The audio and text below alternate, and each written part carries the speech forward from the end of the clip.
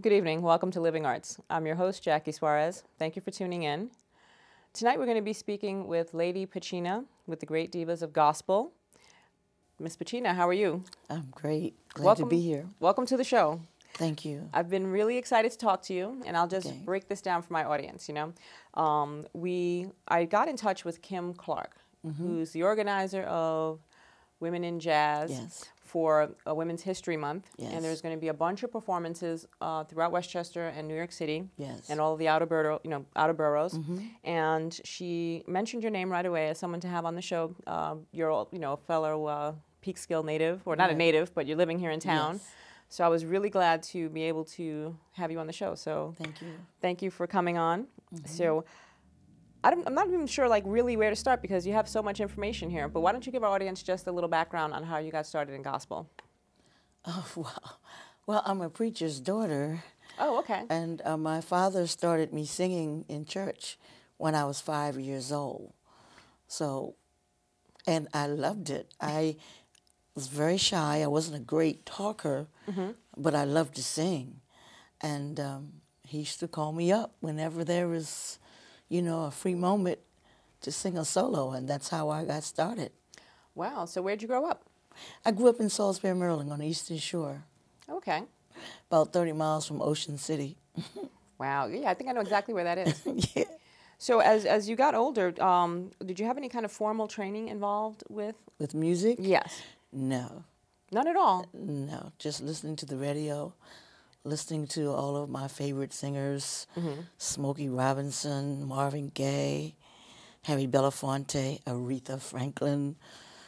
I grew up on that. That was late at night, but through the day, I listened to gospel. So the nighttime was different. Yeah, because I was by myself then, to go Okay. to sleep. But in the daytime, I listened to gospel music. That was my freedom, one freedom that my father allowed me to have.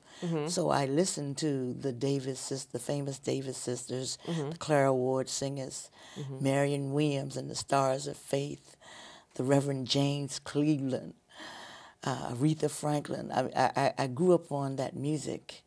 And for me, it was my spiritual food. They gave me so much energy and so much positivity about life. And every dinner, every meal, that's what I'd play. We had, 78s? I'd go and play a 78 through dinner and just have a wonderful time. So was it always your idea to kind of stay within the gospel genre? Because you'd mentioned No. earlier that you had kind of something going on with Parliament Funk. Yeah, no, I love music. Okay. And as long as the lyrics are clean, I'm going to want to sing it. So as a teenager, I would collect all of the songs from Mary Wells and Smokey Robinson. I'd learn the lyrics, and I'd sing them in school. Whenever the teacher had a break, I'd walk up to the front of the class and sing until she was ready for us to go back to work. The kids loved it. I loved it. So I've always had a love for R&B music, jazz. But of course, gospel is what feeds my soul, and I think that's my forte. Okay. So when did the songwriting kind of take flight? Well, I prayed for that gift. I prayed for it. After I came to New York, as a matter of fact, 1972, 73, I began to pray because when I got here, I found out that's what everybody was basically doing, singing their material. And I said, Lord, I don't have any songs. I'm singing other people's songs. Please give me the gift, And I prayed for it. And the first songs were very sexual at first. I said, no, this is not something that I can really, be comfortable sharing with the public. Right. I wanted music that would feed people's souls and raise their consciousness level and feed their spirits. And it was an evolving process. Slowly but surely, God began to give me the music. And I just began to write. And now I have about 400 songs. Wow, one of which was nominated for a Grammy. Yes, Dancing in the Spirit was nominated for a Grammy.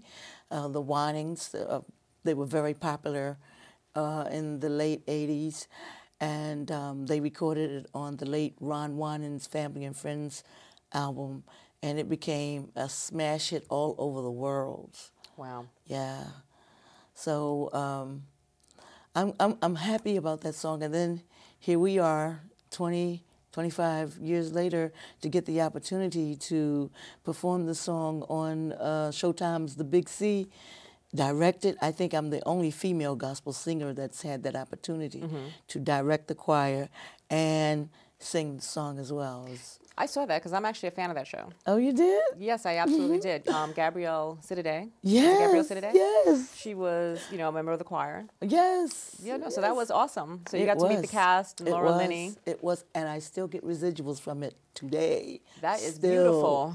That is beautiful. Yes. And that's, I mean, it's still playing. I think it might be still playing in Showtime, but you know, it ended. So kudos for, you know, terrific. Thank you. But I wanted to kind of start, when you first came to New York, you had something going on at the Village Gate, and it was kind of something that you produced. Well, I was introduced to the Village Gate. I had broken up with my friend. He was very angry. He felt that a woman should not get out and work. He felt that it was the man's job to take care of the woman. And I came to New York to sing. That was my genuine purpose for being here. I started teaching in a preschool, but I quit after a year because I wanted to stick to my purpose. And the first show that I auditioned for was a sexy musical called Let My People Come. I don't know if you've heard of it or not, No. but it No, was I at the haven't. Village Gate. Oh, okay. And everybody in the show got naked but me. Oh. I refused. And the producer said, I'm going to get you. You know, he allowed me to keep my clothes on. I would Okay. change into different costumes and things as we sang different numbers. But he said he was going to get me, and he did. After the show became very successful. They made Okay. $1 million at the Village Gate. And after a year, they decided to go to Broadway. And that's when he fired me. And, you know, he fired me and a couple other people. They went back and made, you know, negotiated. But I said, no, you know, I was I'm fired. keeping my clothes no, on. I'm free. I'm not doing it. Because to do the Broadway show, you had to be totally nude. Oh, okay. He made sure that was part of the job. I said, I am not begging him for anything. Right. Unfortunately for them, the show lasted 10 weeks, and they lost all the money that they had made at the Village Gate. Oh, that's unfortunate, but you know, God doesn't like ugly. Sure does. But I was speaking, I guess, more about the gospel brunches. Yes, I think I'm one of the first promoters to start the Gospel Brunch, and I started at the Village Gate, my favorite place, because that was my hangout spot. I was there so much that they never even charged me to come in because it was like my home away from home. And when I was homeless for real, I'm serious, when I stayed there broke for a up with little my bit. friend, all my clothes were in the closet at the Village Gate. Oh, wow. Yeah, it was really my home away from home. Is that still open? No, it's now they call it the Village Theater. Oh, okay. Yeah. So now there's one of the things that one of the, I guess, the highlights of your career that we were speaking about earlier was you had this opportunity to be on the David Letterman show, and I'm sure a lot of our audience are going to recognize you from that. Yeah. So why don't you tell us about that story? Amazing.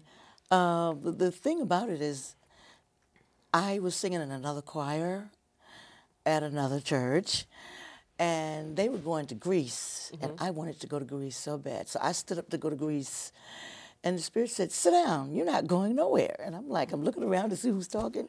But it was the Spirit of the Lord. And I sat down, and the Spirit said, now that you know how they treat people, can you start a choir? If I allow you to start a choir, are you going to treat your people right? I said, yes, God. Are you going to pay your people? I said, yes, God. So the Spirit said, I'm going to let you start a choir. Nothing else was said to me for 10 months. But in the meantime, I began taking people, all my friends that could sing, was taking their phone numbers. And I got the call right after I had started back teaching, because I'm a public school teacher. I retired now, but I was regularly teaching in the New York City public school system. And my beeper went off. You know, that's when you had beepers. My beeper went off. And I saw that it was from Jill Liederman. And we had worked with Jill for the Jon Stewart show a year earlier when the Jon Stewart show first started. Okay. There was a baseball strike in 1994, and they wanted me, the group, the Great Divas of Gospel, my group, they wanted us to come on the show. They had wanted me to change the lyrics and give it a gospel feel, but sing about the baseball strike. And that's what we did. And if you go to my website, that song is on our website, divasofgospel.com. So Jill called and said, "Can you get a choir together in 24 hours?" I said, "Yes," because I remember what God had said, you know. She said, "Are you sure?" I said, "Yes." She said, "Okay, I need 20 singers in 24 hours. Wow. And I got busy and started calling on my friends. And she says, "Well, you're just going to make a video about this crazy guy named Mo that has a meat slicer." So at first I was kind of worried because I said, "Oh God, I don't want no comparisons to O.J. Simpson," because his trial was during that time. So we get there and we go in the studio with Paul Schaefer, who's the musical director of The Late Show. And everything just went well. Everything just flowed so beautifully.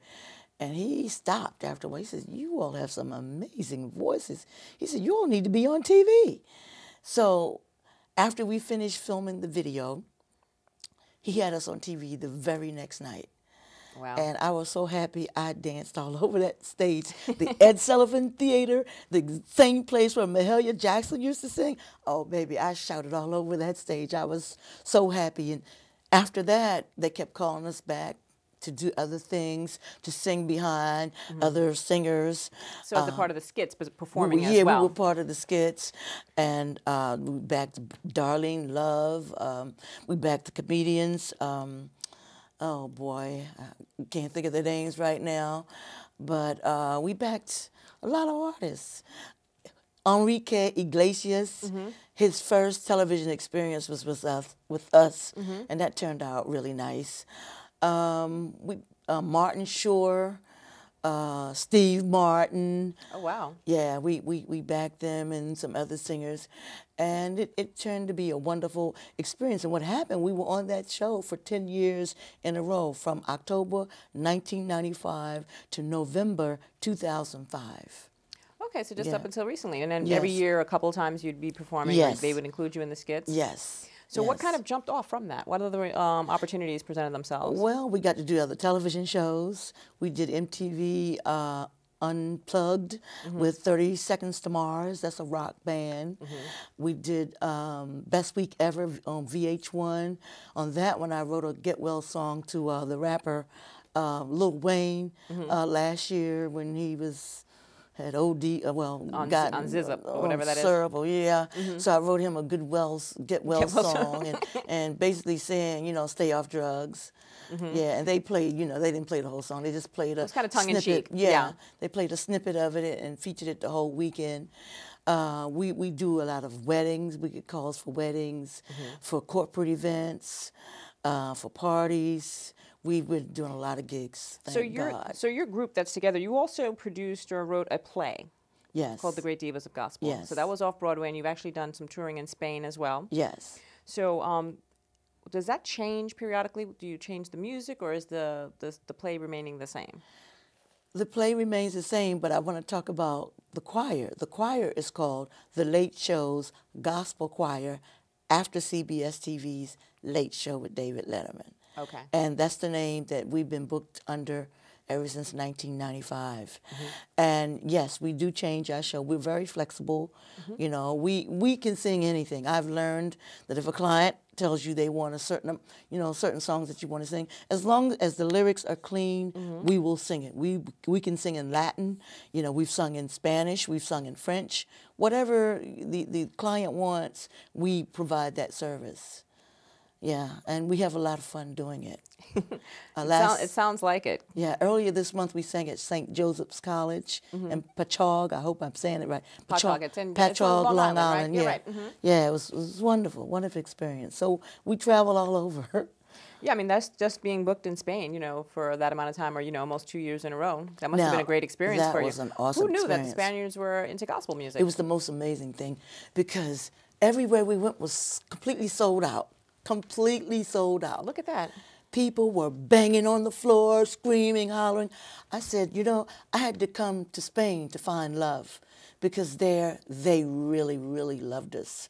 And the CDs, they purchased every CD. We bought about, I guess about 200. They bought every CD, everything we brought over there, they purchased. They really loved us, and I'm looking forward to going back to Spain. It was a wonderful time there. So how do you think, like, just, I mean, you would think, I guess, with just this period of time that maybe gospel's influence has been waning? No. And it's not the case, is it? No, I think gospel music is getting more popular than ever. If you're troubled, on no one can you depend. Don't give up hope, for there's help coming around the bend. Someone who'll stand by you till the very end. I recommend a dear friend. I recommend that you try. You ought to try Jesus one time. Try Jesus. You ought to try Jesus. If you're lonely and you need a friend, if you're troubled, on no one can you depend. Hey, don't give up hope, for there's help coming around the bend. Someone who'll stand by you till the very end. I recommend a dear friend. I recommend that you try Jesus. You ought to try Jesus one time. Try Jesus. You ought to try Jesus. For He never ever fails. No, no. He never ever fails. For if you're lonely and if you're sinful, all of your needs on His power. Oh, try Jesus. You ought to try Jesus one time. Try Jesus. You ought to try Jesus. Oh. And the most amazing thing about the people of Spain is that they didn't speak English. That's what was so amazing. And they loved every Well, they're just song. like the French. They pretend they don't speak English, but they can probably follow what you're saying. Well, I don't think they spoke. Well, yeah, of course, some people did. But I'm saying for the majority of them, they're Spanish speaking. And we didn't speak any Spanish except I had an interpreter to, you know, tell them the topics, the titles of the songs sometimes. Okay. But our singing was basically in English, and they loved it. And of course, their favorite song was "Oh Happy Day." They stood up like they were standing up for the national anthem for that one, and they know the lyrics to that song, "Oh Happy Day." Oh yeah. Do you think it was more just a music thing, or this was a Christian thing? I think it was both. A combination? Because yeah, there were a couple of times where we were getting happy and shouting on stage. They were getting happy and shouting in the audience. So I think we were bonding. And the most amazing thing happened when we went to Barcelona. There was a 400-voice Spanish-speaking choir there. Oh, wow. That's a big group. Yeah, led by a gentleman named Oscar. And it was just amazing. And then they had us come out, and then they serenaded us. And they sang Jingle Bells to me. It was, you know, it was Christmas. So they sang Jingle Bells for me. It was the most amazing sight I've ever seen. 400 voices singing in the rafters. Awesome. Awesome experience. It must have reverberated off the walls, like that type of sound. It was wonderful, and I really hope that we get to go back and perform with them again. No, I'm sure you will. I mean, they're totally into it. You Yes. know, you are with Hezekiah Walker at the Brooklyn Bishop Tabernacle. Hezekiah Walker. No, not Brooklyn Tabernacle. We are the Sorry. Love Fellowship Tabernacle. The Love Fellowship. He is the senior pastor of our church, and he's also the leader of our denomination as well. Okay, so what are you kind of doing over there? You were once the head of the choir, but you said you've kind of stepped down from that. Well, I was in charge of the children's choir for about 16 years, the Kingdom Kids Choir, and I would teach them my songs to sing. And our last performance was at the Jacob Javits Center. I think that was last May, and it was awesome. But I love working with children as a teacher. I love writing for children. I have about 200 children's songs. So children are my heart. I love working with them. I love guiding them. And I'm getting my PhD right now so that I can be a principal of a school one day.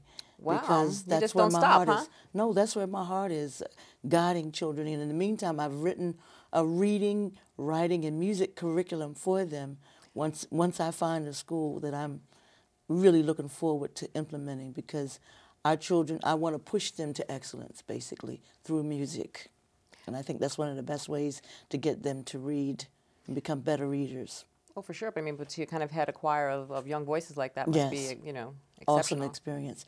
I was a member of the award-winning Love Fellowship Mass Choir for 10 years. And I just retired from that recently. But my bishop, Hezekiah Walker, started another choir, and that choir is called the Azusa Choir. So I joined that choir. And we went in the studio, and we recorded his latest album out, and it's called Every Praise. And that song was on the charts for over 30 weeks on Billboard's gospel charts. And it's been played on R&B stations as well. Every Praise is the song. Wow, so do you guys compete in some of like the gospel things that are going on? I guess the one that comes to mind recently, there was a gospel competition. No, it was like a national type thing that was happening. We don't participate in competitions, just regular programs, because, you know, we're professionals. Right. So those are like kind of fledgling choir groups. Well, So those are people that are looking for a break. Oh, okay. You know, and they get on the McDonald's Gospel Fest. That's happening in May. They get on that. But my pastor, Love Fellowship Choir, started on the McDonald's Gospel Fest. They were one of the first groups to go, and they lost, but they were so powerful. As a matter of fact, the competition was at Carnegie Hall that year. I was there. I wasn't singing in the choir at that time. I've always been a fan. And they just rocked the house. I don't know why they didn't win, but anyway, their popularity really soared after that. Wow. Yeah, and I think Love Fellowship is like one of the top gospel choirs in America right now. Yeah. So what are some of the projects, I mean, besides the working with, you know, Bishop Hezekiah Walker, what's the project that you have kind of going on now with your choir? We are talking right now. I'm glad you asked. I think we're going to be at the White Plains Performing Arts Center on Saturday, April 5th at 8 o'clock. Okay. In White Plains, New York. That's this. Is that the Arts Westchester building? I think it is. It's that Okay. new complex that they built on Mamaroneck Avenue. Yes, that is Arts Westchester. Yes, we're going to be there Saturday, April 5th at 8 p.m. We're working on that right now, working on that deal. Well, prior to that, you know, going back to The Lady Got Chops, how were you approached about participating in this festival? Well, I've known Kim for quite some time. She's a phenomenal bass player and a wonderful person and friend. And a couple of years ago, I told her I wanted to be a part of it. So I had just moved here to Peekskill then, and she put me on the program, Ladies Got Chops, and it was wonderful. Yeah. So she remembered us again this year. So we're bringing the Great Divas of Gospel, my group, which is also the cast of really part of a play that I've written, The Great Divas of Gospel, which pays tribute to the female pioneers of gospel music. Okay. The same people I was telling you that I listened to, Clara Ward singers, Sally Martin singers, Roberta Martin singers, Marion Williams and the Stars of Faith, the famous Caravans, the famous Davis sisters, Mahalia Jackson, all of those people come alive in our show, The Great Divas of Gospel. And that's going to be March 14th at the Bean Runner Cafe. That's on Friday, March 14th at Bean Runner Cafe, right in Peekskill, New York, and we're hoping that people will come. What I want to do is film a documentary of what we do, of the show, and we're asking people, you know, to come and hear us. I know you're going to fall in love with this once you hear us sing, because the closest group to us really is Sweet Honey in the Rock. That's the closest group to our sound. Well, I'm sure a lot of people are going to come. And I want to also just mention, before we run out of time, that the festival is going on all throughout the month of March. Yes. There is going to be a number of performers that are involved with Yes. Lady Got Chops. Yes. Go to the Bean Runner website and go to their music and events page to find out who's performing and the dates. Right. It starts, I think, March 1st. Yes. And, you know, just definitely support them, because Yes. whenever you say that there's not something really cool happening locally, Yes. this is it. This is something This that's is the really cool place. that's happening, and it's happening right here. Right. So I want to thank you so much for coming on the show. Thank you for having me. We've just learned so much about you, and I'm a big Thank fan now, and I will be at Thank that you. show. Can't Thank wait you. to see it. Thank you so much. So I am going to close out by saying definitely check out the Lady Got Chops Music Festival, and thank you for tuning in. As always, peace, and we'll talk soon. Sitting in the park in the ghetto, watching the children play.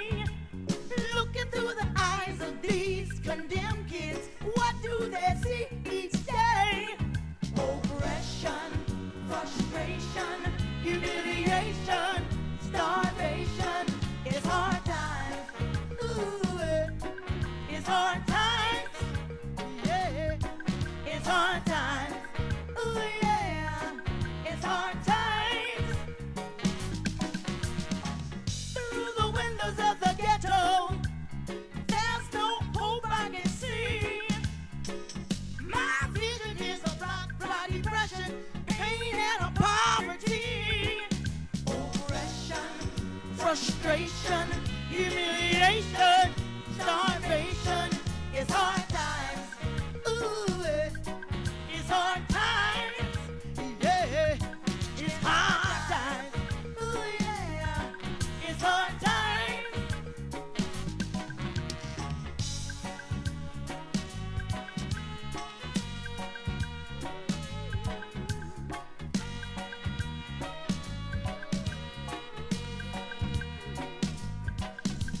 Dwelling in the shadows of abandoned buildings, burnt out shells of decay.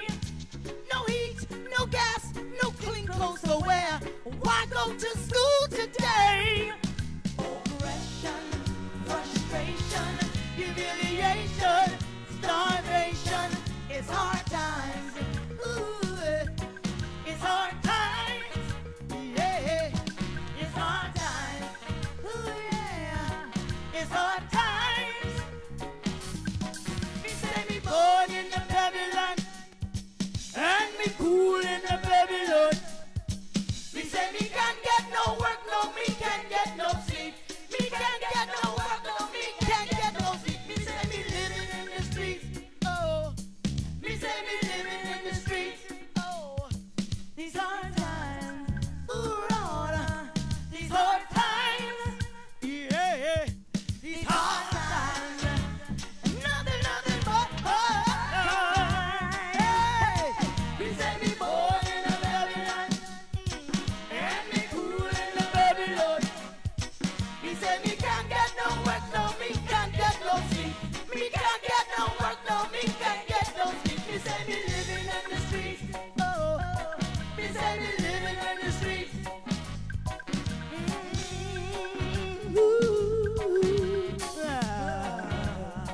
I tell you, it's a shame, Lord, it's a shame.